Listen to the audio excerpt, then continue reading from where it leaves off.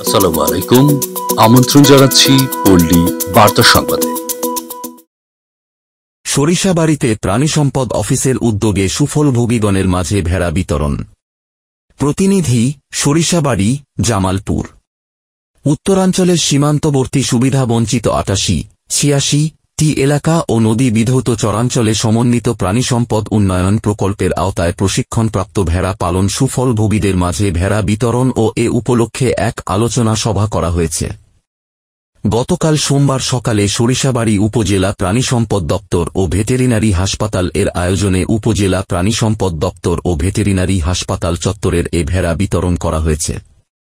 উক্ত বিতরণ অনুষ্ঠানে উপজেলা প্রাণিসম্পদ অফিসার ডাক পলাশকান্তি দত্ত সভাপতিত্ব করেন। প্রধান অতিথি হিসেবে নবনির্বাচিত উপজেলা পরিষদের চেয়ারম্যান রফিকুল ইসলাম প্রকল্পের সুফলভোগীদের মাঝে ভোড়া তুলে দেন। বিশেষ অতিথি হিসেবে সরিষাবাড়ী উপজেলা প্রেস ক্লাবের সভাপতি বীর মুক্তিযোদ্ধা আব্দুল আজিজ, সাধারণ সম্পাদক আবুল হোসেন, উপজেলা আওয়ামী স্বেচ্ছাসেবক লীগের সদস্য মশিউর রহমান মোর্শেদ, ব্যবসায়ী আবু রায়হান বাবু প্রমুখ উপস্থিত ছিলেন। এতে উপজেলা সহকারী প্রাণী সম্পদ কর্মকর্তা জামাল উদ্দিন পরিচালনা করেন।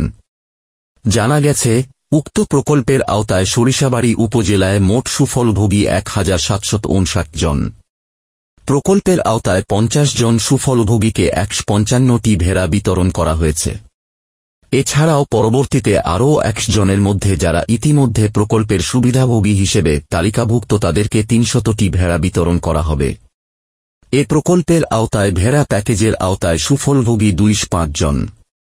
বিগত ২০২৬টি ২৩ অর্থবছরে ২৫ জনকে ৭৫টি ভেড়া বিতরণ করা হয়েছে। ২০২৩-২৪ অর্থবছরে ৩০ জনকে ৯৯টি ভেড়া বিতরণ করা হয়েছে। অন্যান্য প্যাকেজের আওতায় প্রশিক্ষণ ও বিতরণ অব্যাহত রয়েছে বলে জানা গেছে।